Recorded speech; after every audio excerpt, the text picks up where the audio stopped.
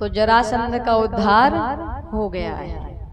अब महाराज जरासंध का जैसे ही उद्धार हुआ तो जरासंध के खजाने में जितना भी धन था सब पांडवों ने जरासंध का धन लेकर के अपने खजाने में जमा कर दिया। अच्छा, जरासंध ने सबका लूट लूट करके खजाना, अपना खजाना बढ़ा लिया था। इसके बाद महाराज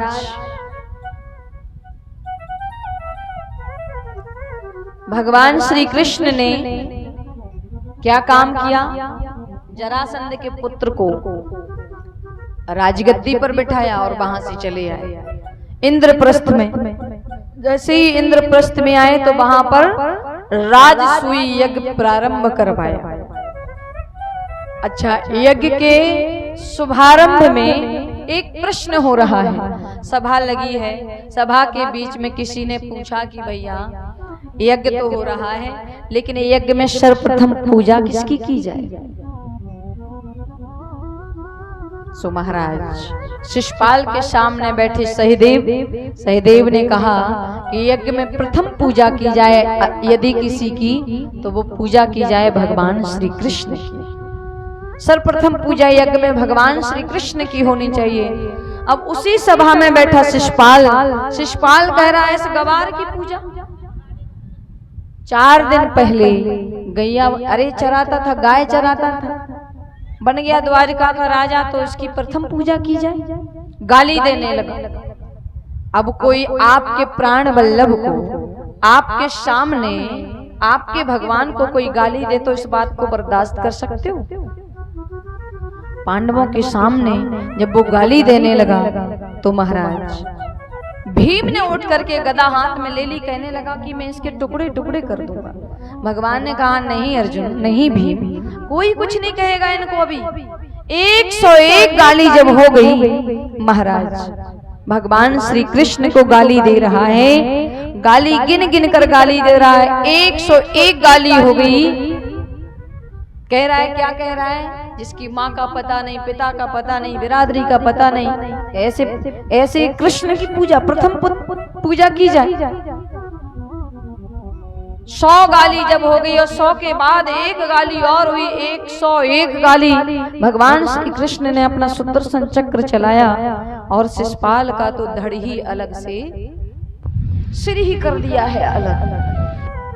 शिशुपाल की मुक्ति हुई। शिशुपाल के शरीर से प्राणों की ज्योति निकली, आकाश में 7 बार भ्रमण करती है और 7 बार भ्रमण करते भगवान श्री कृष्ण हृदय में समा गई, समाहित हो गई। उसको सायुज्य मुक्ति मिल गई। बोले उसको मुक्ति नहीं मिलनी चाहिए, जो भगवान को गाली दे उसको तो नरक में जाना चाहिए। अरे चाहे वो गाली दे रहा हो चाहे भजन कर रहा हो, गाली देते समय शिशुपाल की आंखों के सामने भगवान की हमेशा झांकी घूमती थी। आपका कोई शत्रु हो तो आप स्वप्न में भी नहीं भूल सकते उसको, हमेशा उसकी याद आती है कि उसके साथ ऐसा करना है, ऐसा करना है, उसको याद करें। कहते हैं भाव से गाओ, कुभाव से गाओ, अनक से गाओ, आलस से गाओ, लेकिन नाम तो प्रभाव दिखाएगा। वो यही कहता रहता था, कृष्ण कृष्ण को गाली देता था। आज उसको मुक्ति मिल गई, मोक्ष मिल गया। अब महाराज यहाँ यज्ञ होने लगा।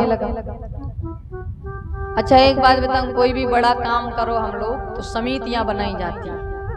अब यज्ञ कोई छोटी बात तो होती नहीं कि एक व्यक्ति यज्ञ कर ले, उसमें अलग अलग समितियां यानी अलग अलग काम दिए जाते हैं कि तुम भोजन का काम भंडार संभालोगे, तुम जलपान कराओगे, तुम भक्तों को बिठाओगे, तुम सबका आदर भाव करोगे। अलग अलग समितियां बनाई जाती हैं। तो भगवान ने क्या काम किया, समितियां बनवाई और सबको काम बांट दी। यज्ञ में सबसे महत्वपूर्ण एक चीज होती है, क्या, दान भंडार। दान भंडार, कृष्ण ने दान के भंडार का कार्य सौंपा किसको, किसको सौंपा, दुर्योधन और कर्ण को। दुर्योधन और कर्ण को दान का कार्य सौंपा। भगवान बोले दुर्योधन तुम्हारा शत्रु है, ये सोचेगा कि कर्ण तो भैया बड़े दानी हो रही है, संतों को दान करेंगे, भक्तों को दान करेंगे तो सब खजाना समाप्त हो जाएगा, इनको तो ज्यादा दान देने की बहुत आदत है। लेकिन ये पता नहीं था दुर्योधन को क्या कि कर्ण के हाथ में वो ऐसी रेखा है कि जितना वो दान करेगा उतना ही बढ़ता जाएगा, ऐसी उसके हाथ में रेखा बनाई है भगवान। यज्ञ में दूसरा भंडार होता है भोजन भंडार। जब तक यज्ञ में भोजन ना करवाएं तब तक यज्ञ सफल नहीं होता है। संतों को, भक्तों को, सबको भोजन कराओ। तो भोजन का कार्य किसे दिया? भोजन का भंडार का कार्य किसको सौंप दिया है? भीम को। अब भीम को क्यों सौंपा? क्योंकि भीम दादा सबसे ज्यादा खाते, इसलिए भगवान ने सोचा कि जो सबसे ज्यादा खाता होगा तो वो अपनी तरह सोचेगा कि भैया कोई भूखा ना चला जाए, इसलिए सबको भर भर पेट खिलाए। भीम दादा को भोजन भंडार बना दिया। अब महाराज, अच्छा भोजन परोसने का काम किसको किया, किसको दिया? भोजन परोसने का काम दिया है द्रौपदी को। ये द्रौपदी कौन है, कहाँ की है? आप लोगों को पता है द्रौपदी कहाँ की है? किसी को पता है? नहीं पता? पंजाब की द्रौपदी महारानी पंजाब की है। और द्रौपदी हमारी माताओं जैसी नहीं थी जो आजकल है कि कोई एक धक्का दे तो भैया उठ के खड़ी नहीं हो पाए 2 घंटे तक। ऐसी नहीं थी, हष्ट पुष्ट लंबी चौड़ी तगड़ी महाराज, कभी भी कोई बीमारी नहीं आई जिनको। भगवान श्री कृष्ण की परम भक्त थी, वो श्रद्धालुओं में बड़ी श्रद्धा रखती थी। भोजन का काम संभाल रही हैं, परोसने का काम संभाल रही हैं। इसके बाद क्या हुआ? भगवान ने सेवा ली। भगवान ने क्या सेवा ली? यज्ञ में भगवान ने सेवा ली कि जितने भी श्रद्धालु भक्त आ रहे हैं, संत महात्मा आ रहे हैं, सो भगवान सभी भक्तों के, संतों के चरण धोने का काम कर रहे हैं। सबके चरण धो धो करके अपने पीतांबर दुपट्टा से उन सबके चरणों को पोंछ देते हैं, सबको यज्ञ मंडप में ले जाने का काम करते हैं। कृष्ण पादा बने जने आगंतुक लोगों के चरणों को धोते हैं, अपनी पीतांबर से पहुंचते हैं, सबका सम्मान करते हैं। देखो भैया, चरण धोने का काम कितना बड़ा है। आजकल लोग क्या काम करते हैं, अगर भंडारा चल रहा है तो पत्तल भी नहीं उठाते झूठी किसी की। क्यों? आजकल नौकर चला देते, पत्तल उठाने वाला अलग रहेगा, पानी पिलाने वाला अलग रहेगा। और आजकल ये तो और सुनो, बड़ी विडंबना हो गई है क्या कि आजकल किसी के यहाँ शादी विवाह हो, भंडारा बन रहा हो तो बेलने वाली यानी काम करने वाली नौकरों से काम करवाते हैं, सभी पैसे से काम करवाते हैं। तो उस भोग प्रसाद में वो मिठास नहीं होती है, वो आनंद नहीं आता। पहले जमाने में, पुराने में, आज से 20 साल पुरानी बात है कि क्या काम होता था कि किसी के यहाँ शादी हो गांव मोहल्ले में तो पूरे परिवार की महिलाएं जाती थी, पूरी बेलती थी, सुंदर सुंदर गारियां गाती थी, भजन गाती थी और भोग प्रसाद बनवाने का काम करती थी। तो वो बहुत स्वादिष्ट, बड़ा ही आनंद, बड़ा अच्छा लगता था।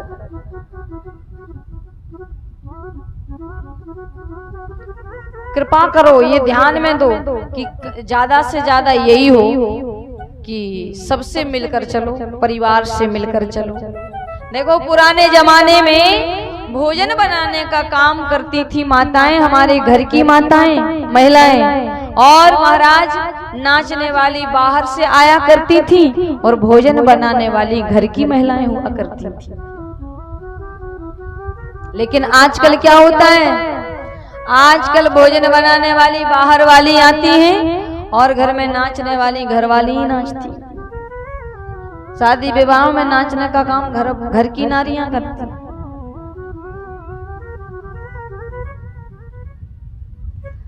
चरण हमारे जो हैं, हमारे पांव, चरण केवल हमें मंदिर तक पहुंचा सकते हैं।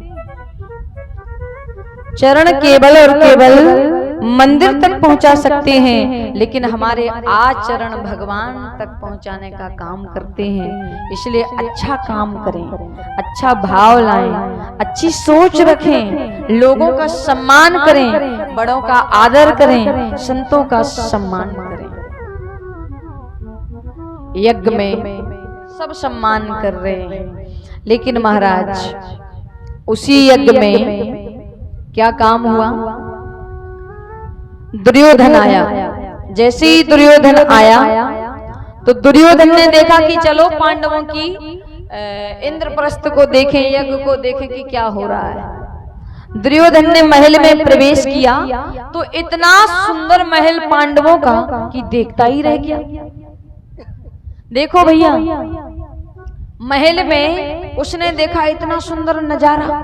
क्या देखा कि सामने आंगन में पानी बहने की धार दिखाई दे रही, धारा दिखाई दे रही। तो वो संभल करके चल रहा है। जैसे ही संभल करके चला तो जैसे ही उस पर पांव रखा तो कहने लगा, अरे नहीं, ये तो यहाँ की ऐसी कला है, ऐसा यहाँ का रंग रोगन है इस महल का, यहाँ कोई पानी नहीं है। दीवारों को देख रहा है कि दरवाजे में दीवार दिखाई दे रही हो, दीवार में दरवाजा दिखाई दे रहा है। जैसे ही चला वो दरवाजा, दीवार को दरवाजा समझ करके निकलने का प्रयास किया, सो दीवार में जाकर के टकरा जाता है। देखता है कि कोई मुझे देख तो नहीं रहा।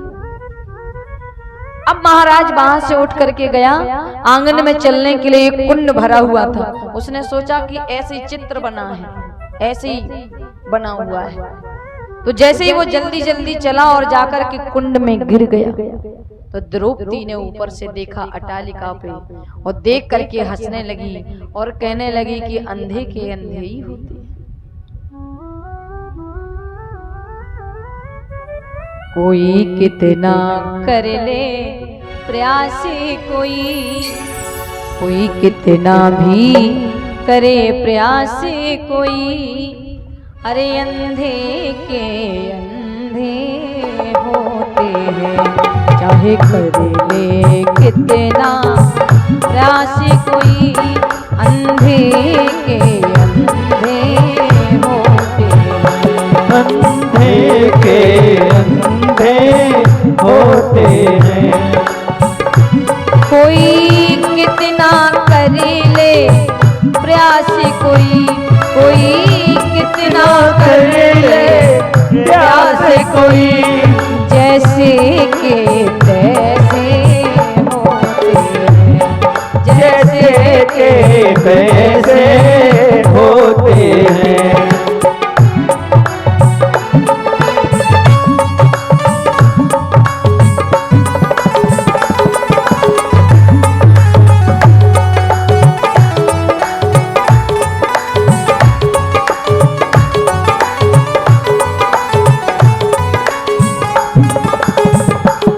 चाहे कितना कर ले प्रयास, कोई चाहे कितना कर ले प्रयास, कोई चाहे कितना कर ले प्रयास, कोई चाहे कितना कर ले प्रयास, कोई जैसे के तैसे होते हैं। जैसे के तैसे होते हैं।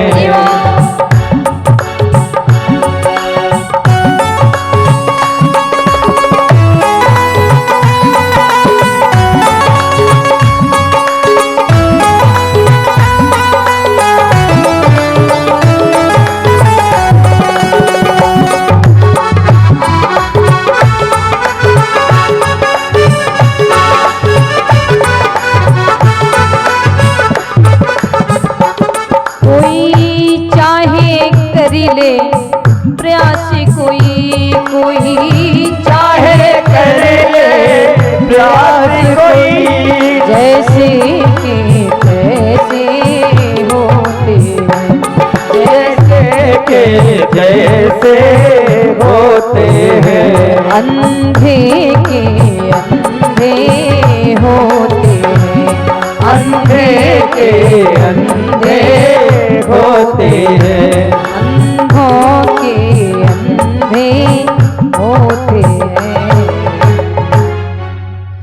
चाहे कोई कुछ भी कर ले, जो जैसा होगा वैसी उसकी संतान होगी। हाथी का पुत्र हाथी कहा जाएगा, कुत्ते का पुत्र कुत्ता ही कहा, संतान कुत्ता ही होगी। गधे का पुत्र गधा होगा, इंसान का पुत्र इंसान होगा, और अंधे का पुत्र अंधा होगा। इस प्रकार से द्रौपदी ने व्यंग वचन कहे। तो दुर्योधन को ये बात अच्छी नहीं लगी, महाराज उसकी बेइज्जती हो गई। दुर्योधन ने कहा, अगर मैंने द्रौपदी तुम्हारी भरी सभा में लाज नहीं लूटी तो मैं भी गांधारी पुत्र नहीं कहूंगा। ये कहकर के चला गया। महाराज एक बात सुनो, महाभारत कभी होगा ऐसा नहीं सोचा था किसी ने। पांडवों ने ये कभी नहीं सोचा था कि महाभारत होगा। अरे एक स्त्री, एक नारी की छोटी सी बात को लेकर के महाराज कितना बड़ा महाभारत हो गया। इसलिए माताओं से निवेदन है कि किसी को देखकर किसी को देखो, पहले सोचें फिर समझें, सोचें समझें, उस बात को तोलें, इसके बाद फिर बोलें। बिना सोचे समझे इस मुंह से कोई बात ना निकाले। ऐसी कोई बात ना हो जिससे हमारे घर में, हमारे परिवार में महाभारत हो जाए। ऐसी कोई बात ना करें जिससे हमारा जीवन परिवार नष्ट हो जाए। द्रौपदी ने कुछ ज्यादा नहीं, एक छोटी सी बात तो की और महाभारत हो गया। सब लोग घर में चाहे भागवत घर में हो, गीता घर में हो, रामायण हो, लेकिन महाभारत घर में कभी ना हो, ऐसा हमेशा प्रयास करें। लेकिन आजकल की माताएं कहती जो होना सो हो जाए, हम तो बोलेंगे।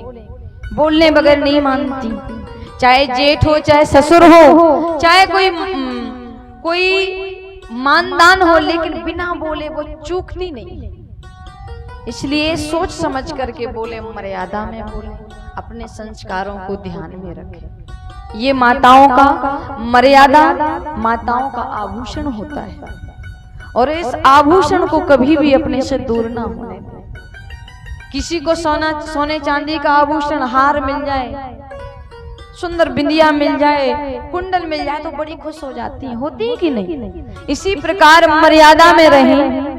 आप लोग तो चाहती हो कि हमारी बहू हमारा आदर करें, लेकिन आप नहीं चाहती कि हम भी अपने परिवार वालों का सम्मान करें, मर्यादा करें। इसलिए अच्छे संस्कार, अच्छी आदतें आप ही कर सकते हैं। और सासों से भी निवेदन है कि बहू आ जाए तो फिर अपना पद त्याग देना चाहिए, फिर मालकिन ना बने। अपनी बहू को मालकिन बना दो। अरे भाई, मालिक बनने में फायदा नहीं है। और बहुओं को भी चाहिए कि कलम कुची लेकर के एकदम से हवा में नहीं उड़ना चाहिए। वो भी फिर अपने मन का ही करने लगती है। कहाँ जाना, किससे बात करना, कहाँ रुकना, कितना खर्च करना, किसी से पूछती नहीं है। देखो, पुराने जमाने में एक कहावत आती थी, ब्रज की कहावत है। आजकल क्या करते हैं लोग, दीवार बिगाड़े आरो और घर बिगाड़े सारो। माता पिता से, बुजुर्गों से तो सलाह लेते नहीं हैं बच्चे। क्या करते हैं, अपने साले को बुलाते ससुराल से, उससे सलाह लेने के लिए। लेकिन ये बात भी ध्यान रखना कि कौरव पांडव उसके प्रमाण है कि मामा शकुनी की कृपा से क्या हुआ था, सब जानते हैं। इसलिए घर में कोई भी बड़ा से बड़ा काम करो, माता पिता से, बुजुर्गों से, दादा से, बाबा से, संतों से, सबसे पूछो, उसकी सलाह है लो, मर्यादा करो। भगवान श्री कृष्ण ने ऐसे ही किया, महाराज उनके परिवार वालों ने ऐसा ही किया। महाभारत छिड़ गया। द्रौपदी ने जब ये व्यंग वचन कहे तो महाभारत छिड़ गया। अच्छा, भगवान नहीं चाहते थे कि महाभारत हो। भगवान ने बहुत प्रयास किया कि ये महाभारत ना हो, रोकने का प्रयास किया, लेकिन द्रौपदी का मन था कि महाभारत हो जाए। एक बात और है, भक्त अगर मन में प्रतिज्ञा ले ले तो भगवान अपनी प्रतिज्ञा तोड़ करके उसकी प्रतिज्ञा को पूर्ण कर देते हैं। एक बार जब युद्ध चल रहा था तो महाभारत में युद्ध चलते समय महाराज भीष्म पितामह ने मन में संकल्प ले लिया और भगवान ने भी मन में संकल्प लिया कि जब तक युद्ध चलेगा मैं पूरे महाभारत युद्ध में अस्त्र शस्त्र का कोई प्रयोग नहीं करूंगा, शस्त्र नहीं उठाऊंगा। लेकिन पितामह ने भी मन में ये सोच लिया, संकल्प ले लिया कि जब तक द्वारकानाथ से शस्त्र ना उठवा लूं तो मैं गंगा पुत्र शांतनु बिहारी पुत्र भीष्म भी ना कहूं। ये मन में संकल्प ले लिया। महाराज युद्ध होने लगा। युद्ध जब हो रहे हैं, भगवान श्री कृष्ण रथ चला रहे हैं अर्जुन का, अर्जुन बैठे बाणों पर बाण चल रहे हैं, महाभारत हो रहा है, लाखों करोड़ों मर रहे हैं महाराज। अर्जुन का कवच टूट गया है महाराज, हाथ पैर कांपने लगे हैं, मुकुट गिर गया है, बाण पर बाण चला रहे हैं। पितामह ने ऐसे बाण चलाए कि भगवान श्री कृष्ण चरणों में भी 2-4 बाण लगे। भगवान ने कहा, अरे अर्जुन क्या कर रहे हो, बाण चलाओ। अरे मेरे घोड़ों में जाकर के बाण लग रहे हैं, मेरे पाँव में आकर के बाण लगे। अर्जुन ने कहा, प्रभु अब मुझसे कुछ नहीं होता है, मेरा कवच टूट गया है, बाण जो है वो समाप्त हो गए हैं, मुकुट गिर गया है, शरीर कांप रहा है, मुझे कुछ दिखाई नहीं दे रहा, अंधकार लग गया। तब भगवान श्री कृष्ण रथ से नीचे कूदे और एक टूटा हुआ पहिया रथ का पड़ा था, उस पहिए को उठाने के लिए जैसे ही झुके तो धरती थर थर कांपने लगी। और धरती जब थर थर कांपने लगी, भगवान का पीतांबर नीचे गिर गया। तो पीतांबर को उठाने के लिए कन्हैया झुकी तो धरती से भगवान ने कहा कि देवी घबराती क्यों हो, मैं सिर्फ और सिर्फ शस्त्र उठाऊंगा, चलाऊंगा नहीं। अरे मैं एक भक्त की प्रतिज्ञा को पूर्ण करने के लिए अपनी प्रतिज्ञा तोड़ रहा हूँ, चिंता मत करें। जैसे ही महाराज भगवान श्री कृष्ण ने पहिए को उठाया और घुमाने के लिए तैयार हुए तो पितामह ने हाथ जोड़ लिए और कहा कि बस बस कृपा निधान, हे दया के सागर, हे गोविंद, मेरी बस जो इच्छा थी सो आपने पूर्ण कर दी। अपना मन टले टल जाए हो, अपना मान टले टल जाए, भक्ति का मान न टलते देखा, भक्ति का मान न टलते देखा, भक्ति का मान न टलते देखा, भक्त का मान न टलते देखा, अपना मान टले टल जाए, अपना मान टले टल जाए, भक्ति का मान न टलते देखा। ओ भक्त का मान न टलते। दोनों तालियों की सेवा करते रहे हम।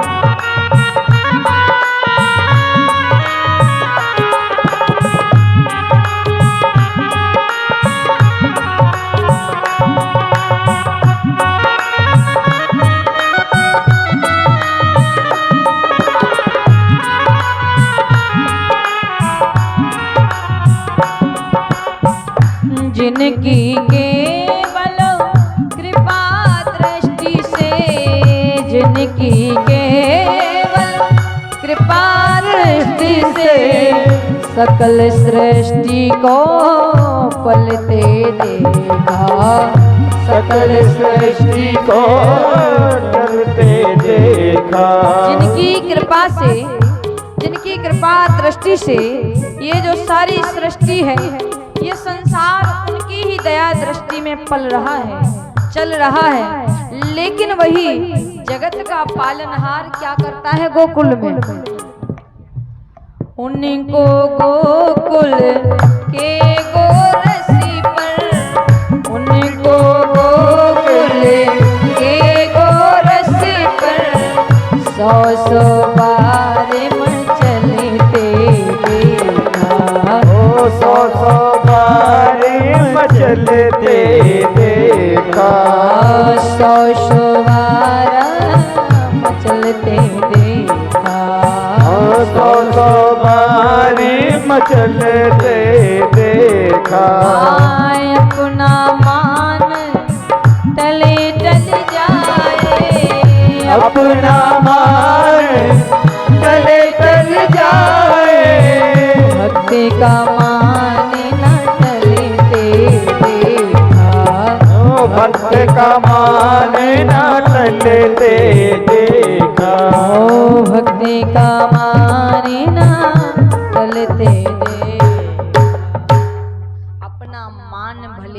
टल जाए, लेकिन भक्त का मान भगवान कभी टलते नहीं देख सकते। भगवान अपनी प्रतिज्ञाओं को तोड़ देते हैं, लेकिन भक्त की प्रतिज्ञा को कभी तोड़ते नहीं, उसकी प्रतिज्ञा को हमेशा पूर्ण कर देते हैं। तो भगवान से यही निवेदन करें, यही प्रार्थना करें कि हे भगवान, महाभारत किसी के जीवन में, इस दुनिया में महाभारत कभी ना हो। पता है आपको भगवान श्री कृष्ण के वंशज कितने थे? 56 करोड़ यदुवंशियों का भगवान श्री कृष्ण परिवार में आपस में ही युद्ध हुआ और समस्त यदुवंशियों का सर्वनाश हो गया है। सबका मृत्यु उसी युद्ध में, सबका मृत्यु देहावास हो गया है। लेकिन कुछ यादवों का, कुछ भगवान श्री कृष्ण के वंशज जो हैं, उनका युद्ध से बचाव हो गया। भगवान श्री कृष्ण ने, जिनकी सुभद्रा उत्तरा, उनकी पुत्र बहू महाराज उत्तरा के गर्भ में एक बालक था जिसका नाम था राजा परीक्षित। ये राजा परीक्षित जी कौन थे? अभिमन्यु के पुत्र थे और अभिमन्यु का युद्ध में ही देहांत हो गया था। लेकिन भगवान श्री कृष्ण ने अश्वत्थामा से बचाया, उनकी रक्षा की। राजा परीक्षित जी का वंश चला, महाराज देवी मीण का वंश आगे चला, यदु महाराज का वंश आगे चला, ययाति महाराज का भी वंश आगे चला। भगवान श्री कृष्ण का वंश जो अभी भी भगवान के वंशज इस दुनिया में व्याप्त है, भगवान की सेवा में। और वैसे कहा जाए तो आपको बताऊं, भगवान की संतान हम सभी हैं। जब भगवान ने जन्म लिया, उन्हीं की संतान समस्त संसार वाले, उन्हीं की संतान, उन्हीं का परिवार है।